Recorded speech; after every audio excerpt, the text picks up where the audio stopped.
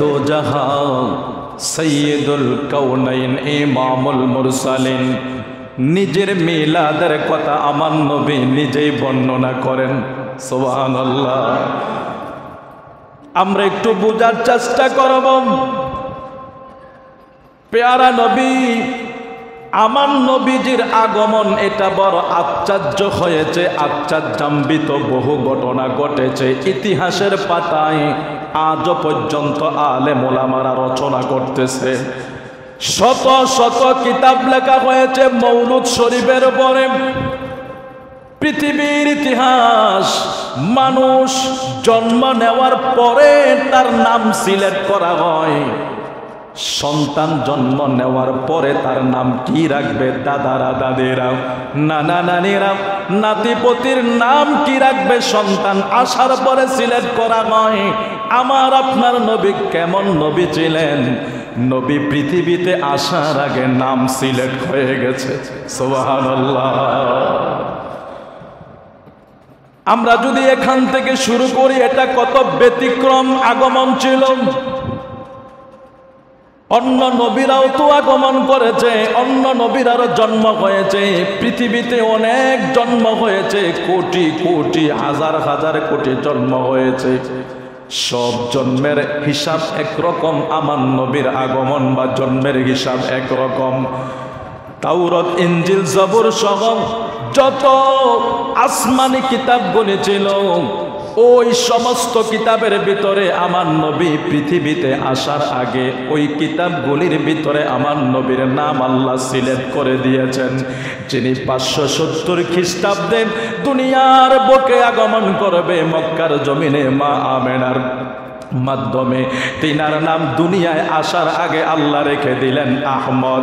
যার নাম দুনিয়ায় আসার আগে সিলেক্ট হয়ে যায়, ওই নবীর সাথে তুলনা করে কথা বলাটাও তো এক ধরনের বোকামি। বাচ্চার জন্মদিনে আপনি কিন্তু খুশি হচ্ছেন, দেশ স্বাধীন করে র্যালি করছেন, বিজয় র্যালি হয়, খুশির আনন্দ র্যালি হয়। আপনি চাকরি পাইলে খুশি করেন, ব্যবসায় ভালো হইলে খুশি করেন, বিদেশ যাইতে পারলে খুশি করেন। সব সেক্টরে যদি আপনার খুশি করা জায়েজ থাকে, যিনি না হইলে কোনো কিছুই হইতো না, ওই নবীজির আগমনে খুশি করতে বুঝি দলিল লাগবে। এটা বড় দুঃখজনক বিষয়।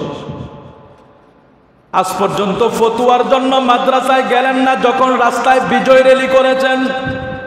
কিন্তু আমার নবীর আগমনে যদি র্যালি করতে হয়, আমার নবীর আগমনে যদি খুশি উদযাপন করতে হয়, এখানে ফতুয়া মোল্লারা মারামারি শুরু করে দেয়।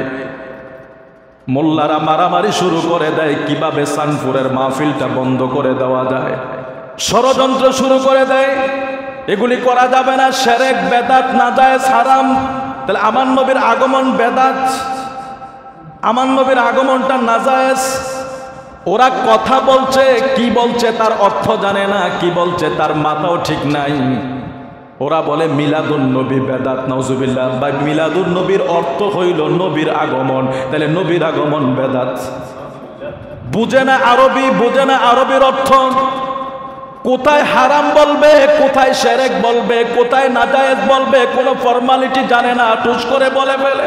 ভাই তুমি কেন বলছো? বলে আমাকে অমুক হুজুর বলেছে।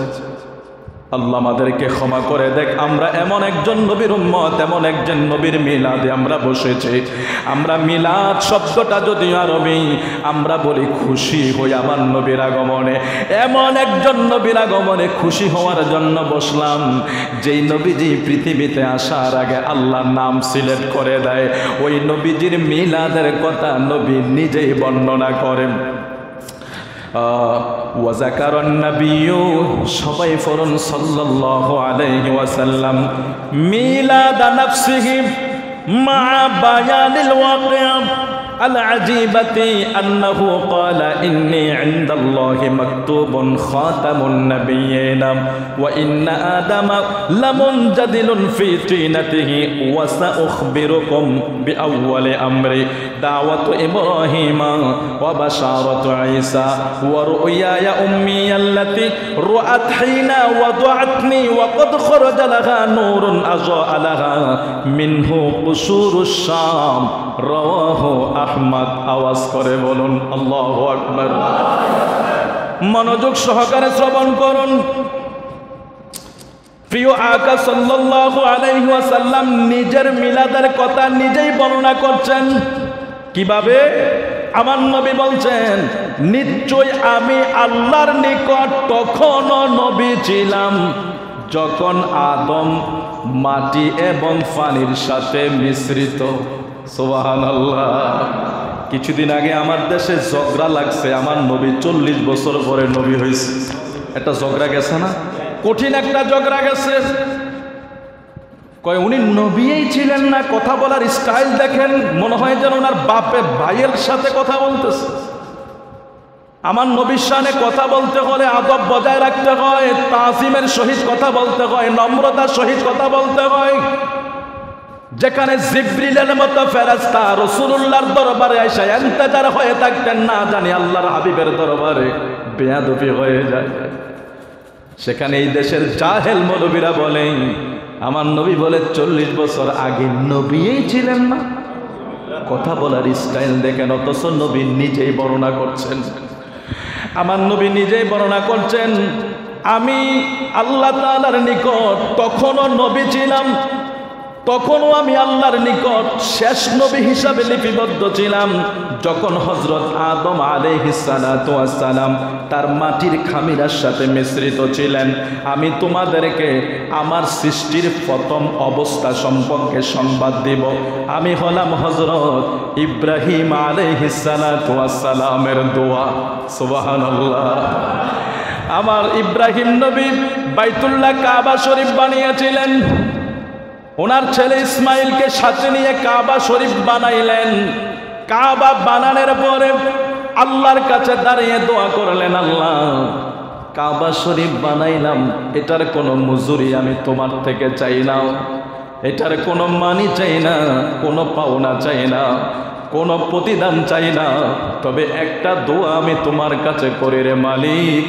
আমি ইব্রাহিম খলিলুল্লাহ এই কাবা বানানোর একটা প্রতিদান আমি চাই, যেই নবীরে না বানাইলে আমি ইব্রাহিম খলিলুল্লাহ হইতাম না, ইসমাইল জবিউল্লাহ হইতো না, কোন নবী রাসূলুল্লাহ দুনিয়ায় আসতো না। আল্লাহ আমি তোমার কাছে একটা প্রতিদান চাই রে মালিক। আমি ইব্রাহিম খলিলুল্লাহর বংশের সাজরায় শেষ নবী আখিরি নবীরে তুমি দুনিয়ায় পাঠায়ো। সুবহানাল্লাহ। যারা হজ করতে গিয়েছেন, আপনাদের দোয়ায় আল্লাহ আমাকেও এই বছর বড় হজে পৌঁছাইয়া দিয়েছে। আমি 1 মাস আগেও জানি না হজে যাব। মাঝে মাঝে বালিশের সাথে মাথাটা লাগাইয়া চিন্তা করতাম, বাংলাদেশের যে ব্যয়বহুল খরচ, বহু মানুষ মনে মনে কান্দে, আল্লাহ মক্কা মদিনা বুঝি না দেখা মরে যাব। কারণ হজের এত বিশাল খরচ স্বাভাবিক মধ্যবিত্ত ফ্যামিলিরাও চিন্তা করতে পারে না। আপনি 6 লক্ষ 7 লক্ষ সরকারের খাতায় দিয়া তারপরে নিজের খরচা 2 থেকে 2.5-3 লক্ষ হয়ে যাবে। এত বিশাল অ্যামাউন্ট দিয়া বড় হজ করার বড় এক কঠিন ব্যাপার হয়ে যায়। হজের মাস 1.5 আগে আমাকে একটা ফোন আসলো, এটা অন্য বিষয়। ফোন আসলো, যেভাবে হোক নিবন্ধন হয়ে গেছে, হজ করে চলে আসছে। খানায় কাবার পাশে হইল যেটাকে বলে মাকামে ইব্রাহিম, যেখানে ইব্রাহিম নবী দাঁড়িয়ে দোয়া করেছিলেন আমার নবীর জন্য। সুবহানাল্লাহ। এই যে আমার নবী এখানে এই কথাটা বলেছে যে আমি হইলাম ইব্রাহিম নবীর দোয়া। কিভাবে? ইব্রাহিম নবী ওই মাকামে ইব্রাহিমে দাঁড়িয়ে দোয়া করেছিলেন। আল্লাহ বলে ওয়ামান দাখালাহু কানা আমিনা, যারা এখানে প্রবেশ করে তারা নিরাপদ হয়ে যায়। আল্লাহ আরো ফরমান ফিহি আয়াতুম বায়িনাতুম মাকামু ইব্রাহিম, এই খানায় কাবার সাথে মাকামে ইব্রাহিমের প্রকৃষ্ট নিদর্শন রয়েছে, অর্থাৎ ইব্রাহিম নবীর পায়ের চাপ রয়েছে। মানুষ এখানে যায় পাগল পারা হয়ে যায় একটু চুমা দেওয়ার জন্য, গ্লাসটার ভিতরে তো ধরা যায় না, অনেক সময় নিজের যেন জান বের হইয়া যাইতো, কাপড় চোপড় টাইনা ছিঁড়া ফেলতো, ওইখানে যে একটু ধরার জন্য, ওইখানে যে একটু দাঁড়াবার জন্য, দোয়া করার জন্য। ইব্রাহিম নবীর যেখানে দাঁড়িয়ে তিনি দোয়া করেছিলেন আমার নবীর জন্য, সে মাকামে ইব্রাহিমের সামনে দাঁড়ায়া এখনো 2 রাকাত নামাজ পড়া। আপনি যদি উমরা করেন বা হজ করেন, আপনি তাওয়াফ করার পরে মাকামে ইব্রাহিমের বরাবর 2 রাকাত নামাজ পড়া ওয়াজিব হয়ে গেছে। জোরে কোন সুবহানাল্লাহ। আল্লাহ ইয়া রাসূলুল্লাহ ইয়া হুসাইন জিন্দাবাদ জিন্দাবাদ। বন্ধুগণ আমার, দেখুন এখনো হাজিরা 2 রাকাত নামাজ পড়তে হয়, এটা ওয়াজিব হয়ে গেছে। এটা কেন ওয়াজিব হইল, কেন এত গুরুত্ব হইল, এটার পিছনের কারণটা হইল মাকামে ইব্রাহিম যেটা, এটা কেন বরকতময় হইল। মাকামে ইব্রাহিমে দাঁড়াইয়া ইব্রাহিম নবী মিলাদুন নবী পালন করেছে, এই জন্য। সুবহানাল্লাহ। বলে হুজুর এটা আপনি কেন এত সহজে বলে ফেললেন? আমার নবীর মিলাদের আলোচনা করাই মিলাদুন নবী পালন করা। আমার নবী আসবে অথবা আসতেছে, এটাই হলো নবীর আগমনের আলোচনা করা। ইব্রাহিম খলিলুল্লাহ ওই মাকামে ইব্রাহিমের যে প্রকৃষ্ট নিদর্শন যে পাথর আছে সেটার উপরে দাঁড়িয়ে আমার নবীর আলোচনা করেছিলেন, আমার নবীর জন্য দোয়া করেছিলেন, আমার নবীর কথা বলেছিলেন বিদায় আল্লাহ এটাকে এত বরকতময় বানিয়ে দিলেন। আজও হাজী সাহেবেরা সেখানে গেলে আমার নবীর মিলাদের বরকতে মাকামে ইব্রাহিমকে সামনে রেখে 2 রাকাত নামাজ পড়া আল্লাহ ওয়াজিব করে দিয়েছে। জোরে কোন সুবহানাল্লাহ। এবার আসুন সামনে যাই। পেয়ারা রাসূল বলতেছেন শোনো, তারপরে আমি হলাম হযরত ঈসা আলাইহিস সালাতু ওয়াস সালামের সুসংবাদ, আমি হইলাম ঈসা নবীর সুসংবাদ। অর্থাৎ আমার নবী পৃথিবীতে আসার আগে, ঈসা রূহুল্লাহ বিদায় হওয়ার আগে ঈসা নবী একটা সংবাদ দিয়েছে তার কওমদেরকে, তোমাদের মাঝে এমন একজন নবী আসবে যিনার নাম তাওরাত ইনজিলে হইল আহমদ, দুনিয়ায় যাওয়ার পরে যার নাম হবে মুহাম্মদ। আমার নবীর নামগুলার ভিতরেও কিন্তু বরকত আছে। আহমদ মুহাম্মদ প্রশংসিত, অতি প্রশংসিত। হাসরের ময়দানে আমার নবীর নাম হবে মাহমুদ। দুনিয়ায় আসার আগে নবীর নাম ছিল আহমদ, দুনিয়ায় আসার পরে নবীর নাম হয়েছে মুহাম্মদ। দুনিয়া থেকে বিদায় হওয়ার পরে হাসরের ময়দান যখন কায়েম হবে তখন নাম হবে মাহমুদ। সুবহানাল্লাহ। 3টা আয়াতের অর্থ হইল এক, প্রশংসিত, প্রশংসিত। নবী আসার আগেও প্রশংসিত, আসার পরেও প্রশংসিত, হাসরের ময়দানেও প্রশংসিত। আসার আগেও নবীর প্রশংসা ছিল, আগমনের পরেও দুনিয়ায় প্রশংসিত ছিল, হাসরের ময়দানেও নবীর প্রশংসা করবে। সুবহানাল্লাহ বলবেন না।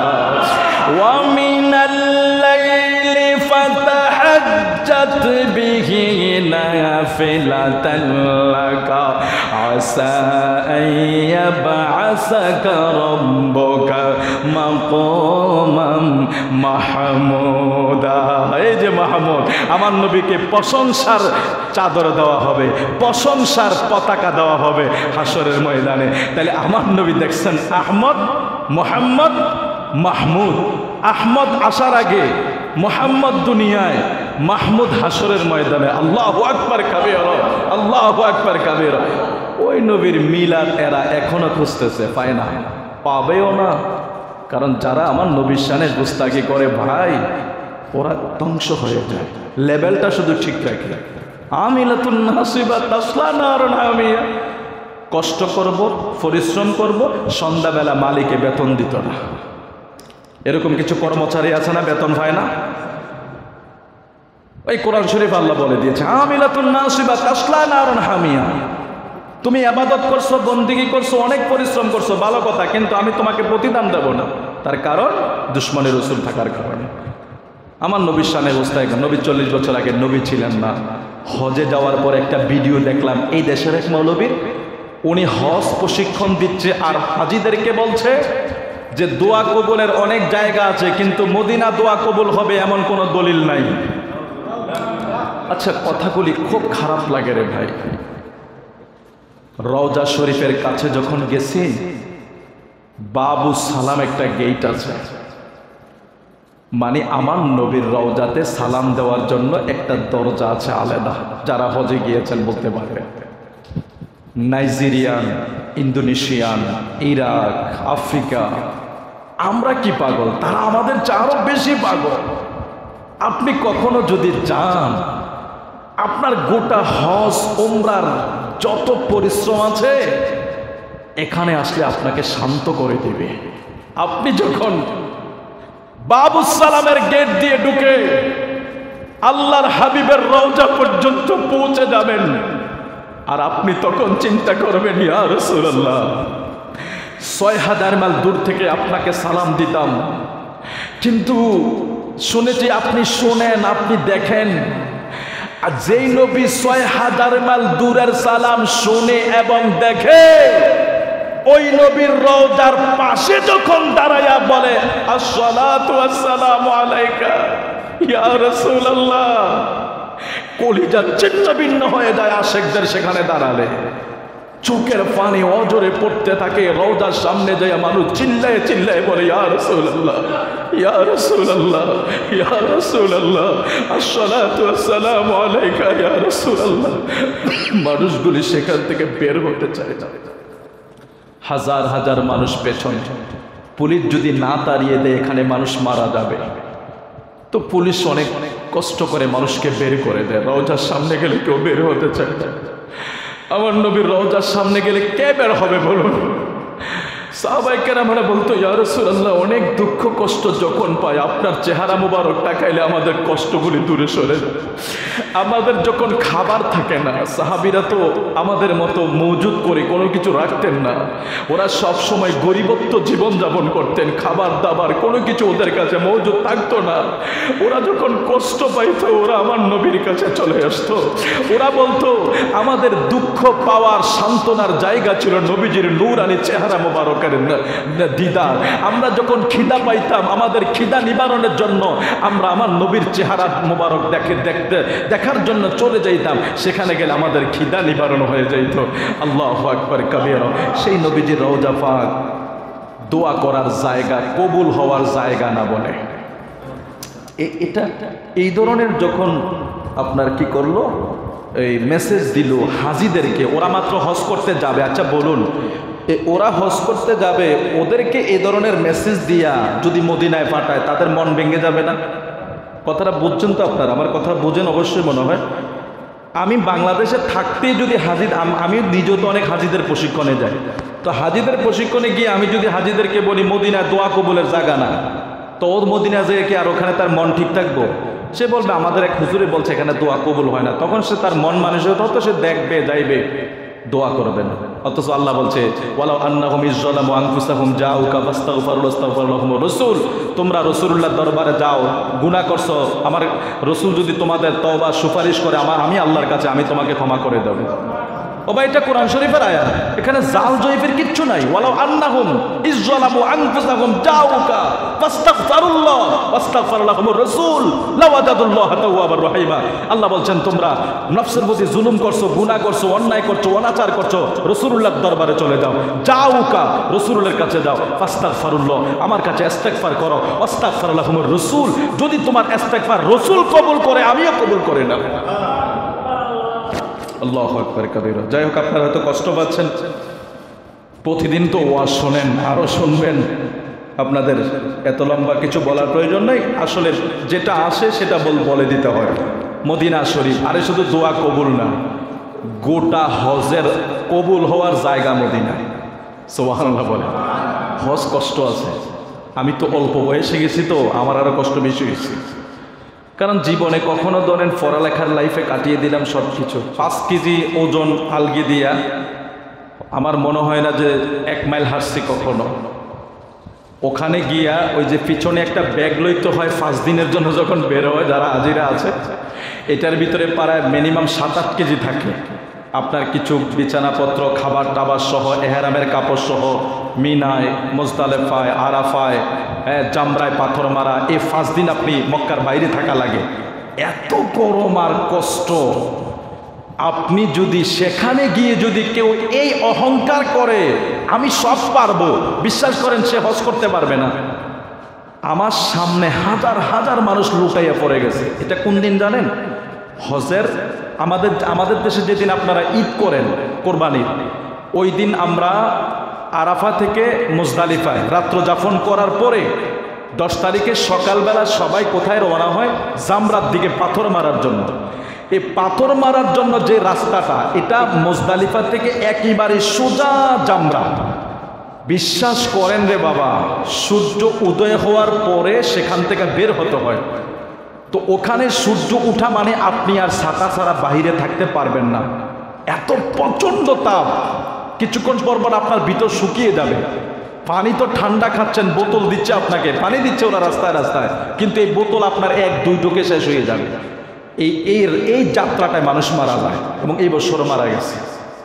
মিশরি তো স্বাস্থ্যবান লম্বা চোর, এরা রাস্তার ভিতরে গড়ে দিতেছে, পড়া যায়, কিছু করার নাই, পুলিশও কিছু করার নাই। আপনাকে বাঁচাইতে যে যদি এই রেলি মানে যে মানুষগুলি যাচ্ছে এগুলো যদি থামাইয়া দেয়, পিছনে লক্ষ লক্ষ লক্ষ মানুষ মারা যাবে। এটাই কঠিন যাত্রা এবং কঠিন পরীক্ষা। এই জন্য বলছে হজ এক অর্থের উপরে যায়, আবার দেহের উপরে যায়, অনেক পরিশ্রমের বিষয়। আল্লাহ তারপরও বাইতুল্লাহ তাওয়াফের সময় আল্লাহর কাছে দোয়া করছে, আল্লাহ কাউকে জীবনে একবার 2 চোখে মক্কা মদিনা না দেখাইয়া মরণ দিও না। যদি মরে যায় তার আক্ষেপ থাকবে, কেমন জানে ছিল মক্কা, কেমন জানে ছিল মদিনা, সবুজ গম্বুজ, খানায় কাবা, হাতিমে কাবা, রুকনে আমিনি, তারপরে মাকামে ইব্রাহিম, সাফা মারওয়া, এই সমস্ত বরকতময় জায়গা, আরাফা, মিনা, মুজদালিফা, মসজিদে মাশারিল হারাম, মসজিদে খায়েফ, এই সমস্ত বরকতময় জায়গাগুলি মানুষ যদি না দেখে মারা যায়, আফসোস থাকবে। আল্লাহ আমার দেশের মানুষ গরিব মানুষ, ওরা আসতে পারে না। মাওলা তুমি সবাইকে যাওয়ার তৌফিক দিও। খানায় কাবা যেখানে দোয়া কবুল হয়, সেখানে তাওয়াফের সময় মাতাফে দোয়া করেছিলাম, এবং মানুষকে আসার পথে বলেছি আপনারা টাকা পয়সা যদি হয় বেশি দেরি না করে আগে মক্কা মদিনা ট্যুর দিবেন। কোনো ট্যুর যদি হয় মক্কা মদিনা হবে, এটা দেখার জন্য সবাই চলে যাবেন। এটার মতো নিয়ামত আর কোনো কিছু নাই। একবার দেখে আসবেন তো আপনি বলবেন যে হুজুর কি কথা বললেন, আবার তো যাইতে মন চায়, আবার তো যাইতে মন চায়। আমি মসজিদে বসে বললাম, আপনি আমার কথাটা তখনই বাস্তব করতে পারবেন যখন একবার দেখে আসবেন। দেখে আসার পরে আপনি বলবেন না হুজুর আবার যাইতে মন চায়। এটা এমন এক আকর্ষণের জায়গা। আল্লাহ আমাদেরকে সেই বরকতময় জায়গা কবুল করুক, যদি বলি আমিন। আল্লাহর হাবিব বলছেন, আমি হইলাম ঈসা রুহুল্লাহর দোয়া সুসংবাদ এবং আমার মায়ের প্রত্যক্ষ স্বপ্ন। আমার যখন মিলাদ হয়, অর্থাৎ আমি নবী যখন দুনিয়ায় আসি, তখন আমার মায়ের সম্মুখে একটা আলো উদ্ভাসিত হয়েছে। আমার নবী বর্ণনা করছেন, আমার মায়ের সামনে একটা নূরের ঝলক ফুটে উঠেছে। ওই নূরের রৌশনীতে সিরিয়ার রাজপ্রাসাদ পর্যন্ত আলোকিত হয়ে গেছে। সুবহানাল্লাহ। নবী আগমন করেছে মক্কায়। আমার নবী এই ঘটনাটা নিজেই বর্ণনা করছেন, মিশকাত শরীফে হাদিস শরীফটা আছে। আমার নবী বলতেছেন, যখন আমি আমার মায়ের রেহেম থেকে দুনিয়ায় আসলাম রে, আমি নবীর নূরের ঝলক এতভাবে চমকিয়ে গেছে। আমি নবী আগমন করেছি মক্কায়, আমার নূরের ঝলকে সেই সিরিয়ার রাজপ্রাসাদ পর্যন্ত আলোকিত দেখা গেছে। আমার নবীর নূরের তাজাল্লি এমন পাওয়ার ছিল, সুবহানাল্লাহ। এবার আসেন আরেকটা হাদিস শরীফ আমরা বুখারী থেকে পড়ি। ওয়াকাদ জাআ ফিল হাদিস ফাজিলাতুল ফারহি ওয়াল ঈদ ওয়াল ইনফাক বিমিলাদিন নবী। কি সুন্দরভাবে দেখছেন এরা। আচ্ছা, আশ্চর্য হয়ে যায়, মিলাদুন নবী বলে এরা কোরআন হাদিসে পায় না। আমরা দেখি তো সন্দে কত সুন্দর হাদিস শরীফে লেখা আছে রে বাবা। বিমিলাদিন নবী সাল্লাল্লাহু আলাইহি ওয়াসাল্লাম ফালাম্মা মাতা আবু লাহাবিন উরিয়াতু বাদু আহলিহি বিশাররি হাইবা ক্বালা লাহু মাযা লাকিতা ক্বালা আবু লাহাব লাম আলকা বাদাকুম গায়রু আন্নী সুকিতু ফি হাযিহি বিতাকাতি সুওয়াইবা রাওয়াহুল বুখারী বুখারী শরীফের দ্বিতীয় খণ্ড। আমার প্যারা রাসূল সাল্লাল্লাহু আলাইহি সাল্লামের মিলাদের ব্যাপারে বর্ণনা এভাবে আসে, আবু লাহাব যখন ইন্তেকাল করলেন, আবু লাহাব যখন মারা গেলেন, হযরত আব্বাস রাদিয়াল্লাহু তাআলা আনহু ওনাদের পরিবারের একজন সদস্য তিনি স্বপ্নে দেখলেন। এটা বুখারীর হাদিস বলছে, কিন্তু আমার দেশে এগুলিকে জালিয়াতি হিসাবে চালিয়ে দেয় মানুষের কাছে, আল্লাহ হেফাজত করুক। হযরত আব্বাস বলেন, আমি স্বপ্নে দেখলাম আবু লাহাবকে। জিজ্ঞেস করলাম, এ আবু লাহাব, আপনার কবরের অবস্থা কি? আপনি কোন অবস্থায় কবরের ভিতরে আছেন? আবু লাহাব তিনি বলেন, আমি ভালো নাই, আমার কবরে বড় আযাব হচ্ছে, আমার কবরে বড় যন্ত্রণা হচ্ছে, আমি ভালো নাই। তবে আমি একটা সংবাদ তোমাদেরকে দেই, শোনো, প্রতি সোমবার আমার এই আঙ্গুল দিয়ে আল্লাহ আমাকে মধু অথবা শরাব অথবা জান্নাতের নেয়ামত আমাকে আঙ্গুল দিয়ে প্রতি সোমবারে পান করায়। আর এই প্রতি সোমবারে এই শাহাদাত আঙ্গুলি দিয়া আমাকে যখন জান্নাতি নেয়ামত আমাকে আমার মুখের ভিতরে দেওয়া হয়, এটার বিনিময়ে প্রতি সোমবারে আমার কাছে কোনো আযাব লাগে না। সুবহানাল্লাহ। এ আবু লাহাব, আপনি এই নিয়ামত কোত্থেকে পাইলেন? আপনি তো ইমানদার হয়ে মরেন নাই, কাফের হয়ে মরেছেন। সুশীল সমাজ, বিবেকবান, বুদ্ধিমান, শিক্ষিত সমাজ আপনাদের কাছে আপনাদের বিবেকে কথাগুলি রেখে যাই। কেন দলিল খুঁজি আমরা, কেন বিভ্রান্ত হই আমরা? আল্লাহর হাবিব সাল্লাল্লাহু আলাইহি ওয়াসাল্লামের মিলাদের ব্যাপারে আব্বাস রাদিয়াল্লাহু যখন আবু লাহাবের স্বপ্নের অবস্থা দেখলো, জিজ্ঞেস করলো, আবু লাহাব রে, আপনি কি এমন কাজ করলেন যেটার কারণে আপনাকে কাফের হয়ে ইন্তেকাল? যারা কাফের হয়ে মারা যায় আমরা জানি এরা চির জাহান্নামী, এটা যুগ যুগ ধরে দলিল আছে, প্রমাণ আছে। আবু লাহাব তো ঈমান নিয়ে কবরে যায় না, কাফের হয়ে ইন্তেকাল করার পরেও প্রতি সোমবারে আল্লাহ তাকে এই নিয়ামত কেন ব্যবস্থা করে দেন? আবু লাহাব বলে, রে আব্বাস শোনো, আমি দুনিয়ায় থাকতে আমার একজন দাসী ছিল, তার নাম হইল সুয়াইবা। যখন আমার ভাতিজা মুহাম্মদ সাল্লাল্লাহু আলাইহি ওয়াসাল্লাম দুনিয়ায় আসছে, আমি তো তখন নবী হিসাবে আনন্দ লাভ করি নাই, আমার ভাতিজা হিসাবে আমি খুশি হয়ে আমার আঙ্গুলটা দিয়ে আমি দাসী সুয়াইবাকে বলেছিলাম, আমার ভাতিজা হওয়ার কারণে আমি তোকে মুক্ত করে দিলাম। ওই আমার ভাতিজার আগমনের খুশিতে আমি আমার দাসীকে মুক্তি যে আঙ্গুল দিয়া করে দিয়েছিলাম, ওইটার বিনিময় আল্লাহ প্রতি সোমবারে আমাকে একটু জান্নাতের নেয়ামতের ব্যবস্থা করে। সুবহানাল্লাহ। বিষয়টা হলো, এই হাদিসটা বুখারী শরীফের হাদিস। আপনাদেরকে এই হাদিসের ব্যাপারে কিছু কথা বলি, শোনেন। বুখারী শরীফের দ্বিতীয় খণ্ড 766 নম্বর পৃষ্ঠা, হাদিস নম্বর হচ্ছে 4910 নম্বর এই হাদিসটা। এখন আমি যে বললাম, আমার দেশের কিছু অতি বুদ্ধিজীবী মৌলবীরা বলবে, ও এটা তো আবু লাহাবের মিলাদ, এটা তো মুমিনের মিলাদ না। নাউজুবিল্লাহ বলেন। আমরা অনেক সময় বিধর্মীদের এক্সাম্পল দিয়া মুসলমানদেরকে বুঝাই। কেমনে? আরে ভাই দেখছো, অমুক হিন্দু লোকটায় যদি মসজিদের সামনে দিয়া যাওয়ার টাইমে মসজিদে এইভাবে সালাম দিতে পারে, তোমরা মুসলমানের ছেলেরা বিড়ি চাই না যাও কেমনে? এটা একটা এক্সাম্পল। এর অর্থ কি এই উনি হিন্দু দেখা ভক্তি শ্রদ্ধা করছে, আর করার কারণে আপনি তার জিনিসটাকে মূল্যায়ন করবেন না? কেন করবেন না? আপনি তো তার থেকে শিক্ষা নিতে হবে। এটা হলো আবু লাহাব থেকে শিক্ষা নেওয়া, যে আবু লাহাব একজন কাফের হয়ে ইন্তেকাল করার পরে আমার নবীর মিলাদে খুশি হওয়ার কারণে তাকে সোমবারে প্রতি সোমবারে জান্নাত থেকে নেয়ামত দেওয়া হয় শাহাদাত আঙ্গুলের মাধ্যমে। এটা হলো একটা এক্সাম্পল দুনিয়াবাসীর জন্য, যে আবু লাহাব কাফের হইয়া ইন্তেকাল কইরা যদি তার এই নিয়ামত প্রাপ্ত প্রাপ্তি হতে পারে। আপনারা ঈমান নিয়া মিলাদুন নবী পালন কইরা কি নিয়ামত পাইবেন। अल्लाहु अकबर, अल्लाहु अकबर। जिसका कोई सानी नहीं ओ नबी हमारा है, मुस्तफ़ा की अज़मत का हद है न किनारा है। जिसका कोई सानी नहीं ओ नबी हमारा है, मुस्तफ़ा की अज़मत का हद है न किनारा है। जरे कौन मरहबा। একটু মোহাব্বতের দুরূদ শরীফ পড়ি। সালাতু নিয়া পানি আছে, আপনি বসেন, আপনি বসেন। সালাতু নিয়া রাসূলুল্লাহ আলাইকুম।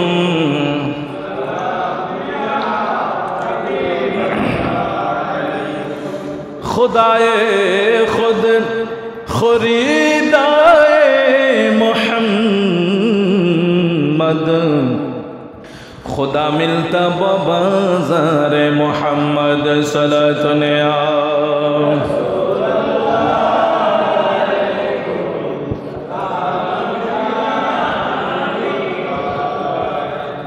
সৈয়দুল। আপনাদেরকে বেশি বিচক্ত করা যাবে না, কারণ আপনারা প্রতিদিন, আমি তো আইসি একদিন, আপনারা প্রতিদিন বসতে হবে এখানে। যাক অল্প সময়। এটা হলো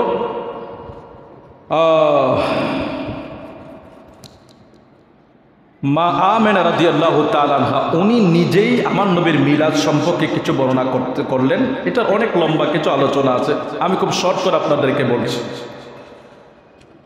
তো ইব্রাহিম খলিলুল্লাহ এবং ঈসা আলাইহিস সালাতু ওয়াস সালাম, ইব্রাহিম নবীর দোয়া, ঈসা নবীর সুসংবাদ যখন বাস্তবে আকার ধারণ করলো, আত্মপ্রকাশের সময় যখন ঘনিয়ে আসলো, পেয়ারা নবীর আগমনের সময় যখন বাস্তবে রূপ নিল, ইব্রাহিম নবী দোয়া করেছে কত হাজার বছর আগে। ঈসা রুহুল্লাহ 500-600 বছর আগে সুসংবাদ দিয়েছেন। এবং যোগে যোগে নবীরা নবীদের কাছে, নবীরা নবীর উম্মতদের কাছে আমার নবীর সংবাদ দিয়ে গেছে। ওই নবীজির বাস্তব রূপ যখন 570 খ্রিস্টাব্দে 12 রবিউল আউয়াল সুবহে সাদেক সোমবার, এমন বরকত সময় গো, আমার নবী আসার সময়টা দেখেন, রাত্র ছিল না, দিনও ছিল না, ঠান্ডাও ছিল না, গরম ছিল না। রবিউল আউয়াল, রবি মানে বসন্ত, আউয়াল মানে প্রথম বসন্ত। প্রথম বসন্তে আমার নবীকে আল্লাহ দুনিয়ায় পাঠাইলেন, এমন একটা সময় দিলেন সুবহে সাদেক। আমাদের গোটা 24 ঘন্টার ভিতরে যতটা সময় আমরা অতিবাহিত করি, সুবহে সাদেকের সময়টা বড় মনোমুগ্ধকর, সুবহে সাদেকের সময়টা বড় নিয়ামতপূর্ণ। যারা ফজরের নামাজ পড়তে উঠে অথবা যারা তাহাজ্জুদ পড়ে, আপনারা দেখেন সারা দিন যদি তাদের অনেক ক্লান্তি লাগে, টেনশন লাগে, পেরেশানি লাগে, তাহাজ্জুদের নামাজের পরে ফজরের ঠিক অল্প আগ সময়ে সুবহে সাদেকের সময়টা ভিতরে কেমন জানি একটা ঠান্ডা ঠান্ডা হাওয়া অনুভূত হয়, ভিতরটা কেমন জানি একটা শান্তি অনুভব হয়। মালিক রে, তুমি তোমার বন্ধুরে এমন হাওয়ার সময় পাঠাইলাম, তখন ঠান্ডাও না, গরমও না, মনোমুগ্ধকর পরিবেশ। আবার এমন সময় তুমি দুনিয়ায় আগমন করাইলা, রাতও ছিল না, দিনও ছিল না। সেই নবী যখন বাস্তবে ওই নবীজির আগমন সময় যখন হয়ে গেল, আল্লাহ ফেরেশতাদেরকে ডাক দিলেন, হে ফেরেশতারা, আকাশ মণ্ডল বেহেশতের দরজা সমূহ খুলে দাও। সুবহানাল্লাহ বলেন। আল্লাহ ডাকছেন ফেরেশতারা, আকাশের দরজা খুলে দাও, বেহেশতের দরজাগুলি খুলে দাও, সূর্যকে নূরের শ্রেষ্ঠ পোশাক পরিয়ে দাও, যেন তার আলো আরো বৃদ্ধি হয়ে যায়। সুবহানাল্লাহ। जिस सुहानी गरी चमकाते बाका छात, जिस सुहानी गरी चमकाते बाका चाँद उस दिल अफरोज फैला उस दिल अफरोज सात फैला को सलाम जिस खाने गरी चमकाते बाका चाँद उस दिल अफरोज सात फैला को सलाम जे शुभ সন্ধিকণে উদিত হয়েছে মদিনার চাঁদ সেই মনোরম মুহূর্তের প্রতি লাখো সালাম কবি বলতেছেন আর কি जिस सुहानी गरी चमका तयबा का चाँद অর্থাৎ আমার নবী যখন আসে তখন চাঁদ বাঁকা অবস্থায় ছিল उस दिल अफरोज सात फे लाखो सालाम जे शुभ सन्धिक्षणे उदित হয়েছে মদিনার চাঁদ সেই মনোরম মুহূর্তের প্রতি লাখো সালাম এবার হযরত আমেনা রাদিয়াল্লাহু তাআলা আনহা তিনি বলেন যখন পেয়ারা নবীর আগমনের সময় গনিয়ে এলো আব্দুল মুতাল্লিব ছিলেন কাবার কাছে আমি ছিলাম আমার ঘরে একা আমার কাছে ব্যথা লাগে না আমার কাছে ওজন লাগে না কিন্তু আমাকে কে জানি বলছে আমি খুব শীঘ্রই নূরের নবী আমার মাধ্যমে দুনিয়ায় আগমন করতে যাচ্ছে আমি ওই সংবাদটা পেয়ে হঠাৎ এমন এক ভয়ঙ্কর আওয়াজ পাওয়ার পরে আমি আতঙ্কিত হয়ে গেলাম আমি বড় ভয় পেয়ে গেলাম কারণ আমার ঘরে কেউই নাই খাজা আব্দুল মুতাল্লিব কাবা ঘরের পাশে আছে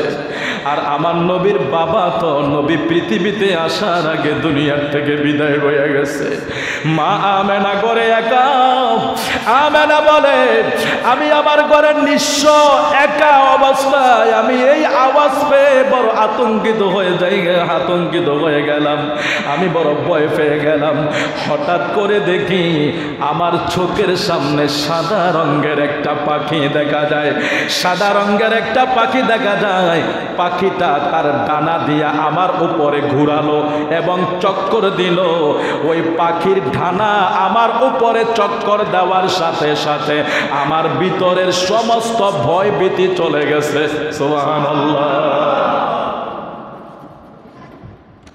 অতঃপর মা আমেনা বলছেন আমার নিকট সাদা তরল পাত্র ভরা কিছু আনা হলো একটা পেওয়ালা আনা হলো আমি ওই পেওয়ালাটা দেখে আমি যখন এটাকে সাদা দেখেছি আমি দুধ মনে করে খেয়ে ফেললাম আমার ওই সময় বড় পিপাসা লেগেছিল আমার বড় তৃষ্ণা লেগেছিল আমি তা পান করে ফেললাম অতঃপর আমি দেখলাম আমার কাছ থেকে প্রকাশিত হলো আমার পাশে কয়েকজন মহিলা দেখা যায় নারী দেখা যায় আমি বড় আশ্চর্য হয়ে গেলাম আমার পাশে এই সুন্দরী নারীরাকে যাদেরকে আব্দে মানাফের কন্যাদের মতো দেখা যায় আরবের নারীরা এমনি অনেক সুন্দর আল্লাহ তাদেরকে মনে হয় বড় নেয়ামত দিয়ে দিয়েছে মা আমেনা বলে আমার এই ভয়ভীতি অবস্থায় যখন আমাকে এক পেওয়ালা দুধ দেওয়া হলো আমি সেটা পান করলাম অতঃপর নজর করে দেখি আমার চতুর্পাশে কয়েকজন নারী ঘিরে আছে আমাকে চতুর্পাশে কয়েকজন সুন্দর রমণী সৌন্দর্যমণ্ডিত তারা আমার চতুর্পাশে ঘিরে আছে আমি পরিচয় জানতে চাইলাম তারা পরিচয় দিল আমি হইলাম বিবি আসিয়া ফেরাউনের পত্নী এবং মরিয়ম আলাইহিস সালাতু ওয়াস সালাম ঈসা নবীর মা তারপরে বিবি হাজেরা তারপরে এইভাবে চারজন মহিলার কথা বর্ণনায় পাওয়া যায় কোন কোন জায়গায় পাওয়া যায় দুইজন মহিলার কথা এই মহিলাগুলি মা আমেনার কাছে যখন চতুর্পাশে দাঁড়িয়ে রইলেন মা আমেনা বলছে আমি বায়ুর মধ্যে কিছু ফেরেশতাদেরকে দেখতে পাইলাম তারা বায়ুর ভিতরে দাঁড়িয়ে দাঁড়িয়ে আমার নবীর আগমনের মিলাদ পড়তেছে সুবহানাল্লাহ নবীর আগমনের মিলাদ পড়ে নবীর আগমনের মিলাদ পড়ে নবীর আগমনে তারা দাঁড়িয়ে আছে নবীর সম্মানে তারা দাঁড়িয়ে আছে এবং আমি এক ঝাঁক পাখি দেখলাম যারা এসে আমার হুজরাটাকে ডেকে ফেললো তাদের ঠোঁটগুলো ছিল জুমরাদের ডানাগুলি ছিল ইয়াকুতের, মূল্যবান সবুজ পাথর বিশেষ। অতঃপর আল্লাহ তাআলা আমার চক্ষু থেকে পর্দা তুলে দেন। তখন আমি পৃথিবীর পশ্চিম থেকে পূর্ব, অর্থাৎ মাসিক থেকে মাগরিব, আমি আমেনা ওই সময় আমার নিজের চোখে দেখতে পেয়েছি। সুবহানাল্লাহ। এরপরে মা আমেনা বললেন, আমি তিনটা পতাকা দেখলাম, একটা উদয় চলে, একটা অস্ত চলে, আরেকটা কাবা শরীফে। মা আমেনা আরো বললেন, যখন সেই নূর আমার থেকে পৃথিবীর জমিনে আসলো, আমি শাম দেশের প্রাসাদ সমূহ দেখলাম, তার ভিতরে কোনো মলিনতা ছিল না। তিনি এত পরিষ্কার ছিলেন, এত পূত পবিত্র ছিলেন, তিনি এমন সুগন্ধি বের হতে লাগলো, গোটা ঘর সুবাসিত হয়ে গিয়েছে। ভূমিষ্ঠ হতে হতে তিনি ভূমিষ্ঠ হওয়ার সাথে সাথে মা আমেনা বলে, আমার নবীজি সেজদায় পড়ে গেছে। জোরে কোন সুবহানাল্লাহ। সময় কম, আর আমরা সামনের দিকে বাড়ছি না। আমি শুধু আরেকটা ঘটনা বলে আপনাদেরকে শেষ করে দিচ্ছি। মা আমেনা বলে, আমি আকাশের দিক হতে আরেক দল সাদা নুরি মেঘ দেখতে পাইলাম। মেঘগুলি, পক্ষীগুলি ডানা নাড়াচাড়া করে, ফেরেশতাদের কথার আওয়াজ আমার কানের ভিতরে আসছিল। আমি তাদের কথার আওয়াজ শুনতে পাইলাম। ফেরেশতার কানের কথা আমি যখন শুনতে পাইলাম, কোনো এক ঘোষণা প্রচার করছে, ঘোষণা করছে, ভূপৃষ্ঠের ভিতরে উদয়স্থল এবং অস্তস্থল, 7 সমুদ্র তাকে ভ্রমণ করিয়ে নিয়ে আসো। প্রত্যেক প্রাণী, মানব দানব, পশু পাখি ফেরেশতাদের সম্মুখে পেশ করো, যেন সমস্ত সৃষ্টি তাকে চিনতে পারে। জোরে কোন সুবহানাল্লাহ।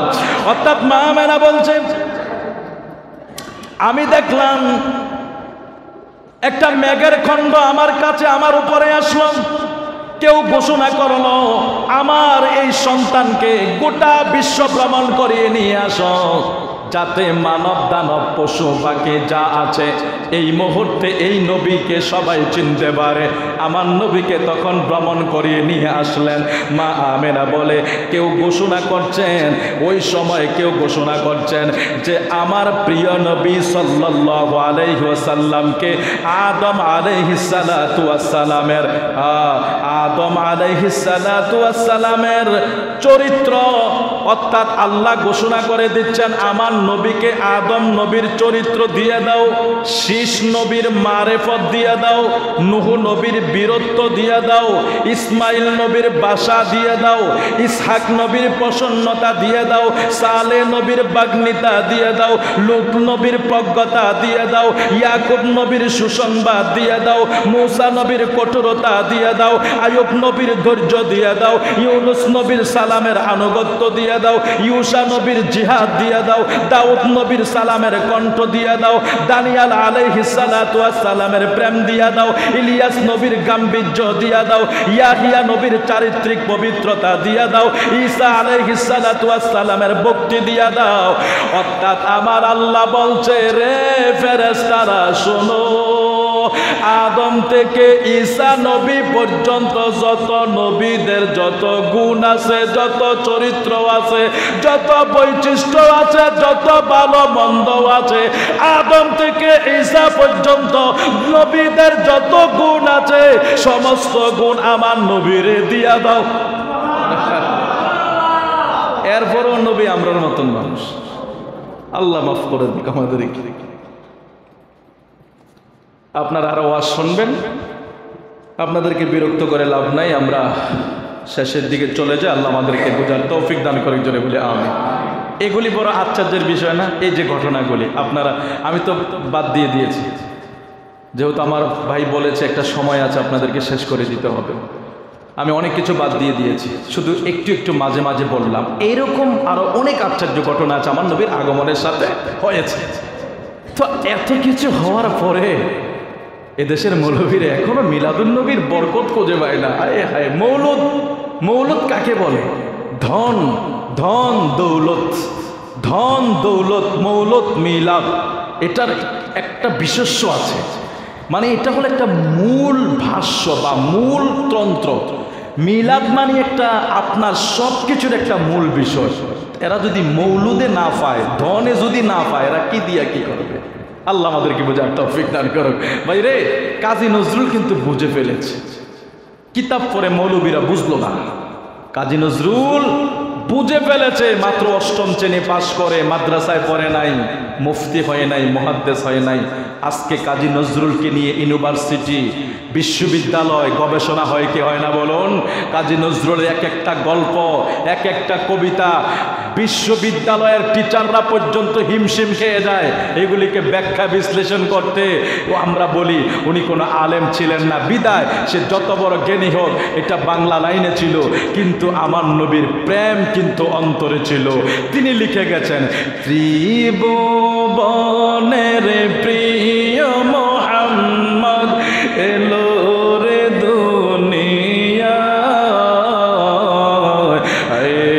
রে সাগর আকাশে বাতাসে দেখবি যদি। আচ্ছা বাবারে, আমার আশ্চর্য লাগে, কাজী নজরুল এটা পাইল কই? এই প্রেম কই শিখলো? আর আমাদের হুজুররা মাদ্রাসায় দাওরা পরে মদিনা থেকে এসে, আজহার থেকে এসো, এই প্রেম পাইল না, আর উনি পাইল কই? এই জন্য এশক আর আকল এক জিনিস না। আপনি আকল দিয়ে দেখবেন নবী আমরা আপনার মতো, আর এশক দিয়ে দেখবেন নবীর মতো আর কেউ নাই। এশক দিয়ে আমার নবীকে চিন্তা করবেন সবসময়, এটার একটা বিস্তারিত আছে, এশক এবং আকল। আপনি আমার নবীকে সবসময় এশকের দ্বারা চিন্তা করবেন, আকল না। আকল ভিন্ন জিনিস, আকলও রাখবেন, কিন্তু এশকের পরিমাণ বেশি দেখতে হবে। তো কাজী নজরুল কত সুন্দর করে বলতেছেন, আয় রে সাগর আকাশে বাতাসে দেখবি যদি, সাগর আকাশে বাতাসে দেখবি যদি, দুলের দরা বেহেশতে আজ জয় করিল দিল রে লাজ, আজকে খুশির ঢল নেমেছে দুসুর সাহারা, সাগর আকাশে বাতাসে দেখবি যদি, রে সাগর আকাশে বাতাসে দেখবি যদি, দেখ আমিনা মায়ের কোলে দুলে শিশু ইসলামে দোলে, দেখ আমিনা মায়ের কোলে দুলে শিশু ইসলামে দোলে, কোচি মুখে শাহাদাতের, কোচি মুখে শাহাদাতের বাণী সেজে শোনায়, রে সাগর আকাশে বাতাসে দেখবি যদি। আরে এই দেশের গোটা মৌলবীকে বেটে ফেললেও এই নাতের সুযোগ, এই আমার নবীর এই নাতের ইজ্জত পর্যন্ত ওদের হবে না। এতটুক লেখার মর্ম পর্যন্ত তারা বুঝতে পারবে না যদি নবীর এশক না থাকে, নবীর মোহাব্বত যদি না থাকে। আমরা ভাগ্যবান, আমরা ভাগ্যবান, আমরা ভাগ্যবান। গরিব হতে পারি, ক্ষমতা নাই, অর্থ নাই, ফ্ল্যাট নাই, গাড়ি নাই, কিন্তু এশকে রসুল আছে, নবীর মোহাব্বত আছে। ইয়া রাসূলুল্লাহ, কিচ্ছু নাই, কিন্তু আপনাকে ভালোবাসি, আপনাকে ভালোবাসি। পৃথিবী একদিকে চলে যাবে, আমাদের জবান থেকে কেউ রাসূলুল্লাহর আজমত সরাতে পারবে না। এটা আমরা হলক করে কমপক্ষে বলতে পারি। আমরা ক্ষমতার সাথে চলি না, আমরা সরকারের সাথে লিয়াজ মেনটেন করে নবী বিদ্বেষী কোনো কথা বলতে পারি না। আমরা যখন যে থাকুক, যত লাখ বাহাদুর হোক, তোমাকে আমরা ছেড়ে যাব। আজমতে মুস্তফার শানে বেয়াদবি করলে আমরা কাউকে চুল পরিমাণ ছাড়তে পারবো? ধর্ম মন্ত্রণালয় এই বছর আইসা ঈদ কাইটা দিছে, তো যাই হোক, পরবর্তীতে সংশোধন করেছে। আমরা একটা খবর পাইছি যে কি করেছে জানেন, কিছু মৌলবী না ঢুকেছে সেখানে, ঢুকে বলেছে ঈদ কিছু নাই, এটি বেদাত, তো কেটে দিচ্ছে। কেটে দিয়ে একদিনও থাকতে পারে নাই, আবার সংযোজন করতে হয়েছে। আলহামদুলিল্লাহ, যাক আমরা শান্তি চাই। এটা না হইলে একটা দেশে অরাজকতা হইতো, কিন্তু আপনারা দেখতেন কি পরিস্থিতি। যাই হোক, আমার নবীর মিলাদের বরকতে হয়তো হয়েছে, মিলাদের মাস শান্তির মাস। সুন্নিরা কি ঘরে বসে থাকতো? মন্ত্রণালয় থেকে আপনি কাগজ থেকে ঈদ কাইটা দিবেন ফ্রেশ বিজ্ঞপ্তির ভিতরে। ফেসবুক যখন তোলপার হওয়া শুরু করছে, দেখছে অবস্থা ভালো হইতো না, জুমার দিন সব উল্টাই বালাইব, তাড়াতাড়ি আবার এটারে পাল্টাইয়া সংযোজন করে দিচ্ছে। আলহামদুলিল্লাহ, আমরা শান্তি চাই। আলহামদুলিল্লাহ, আল্লাহ কবুল করুক। জোরে বলে আমিন, আরো জোরে বলে আমিন। আজকে যত পাপী ও তাপী সব গুনাহের পেলো মাফি, দুনিয়াতে বেইনসাফি জুলুম নিল বিদায়। রে সাগর আকাশ বাতাস দেখবি ত্রিভুবনের প্রিয় মোহাম্মদ, ত্রিভুবনের প্রিয় মোহাম্মদ এলো রে দুনিয়ায়। রে সাগর আকাশে বাতাস দেখবি যদি, রে সাগর আকাশে বাতাস দেখবি যদি। আসুন সেই নবীর সালাম জানাইয়া।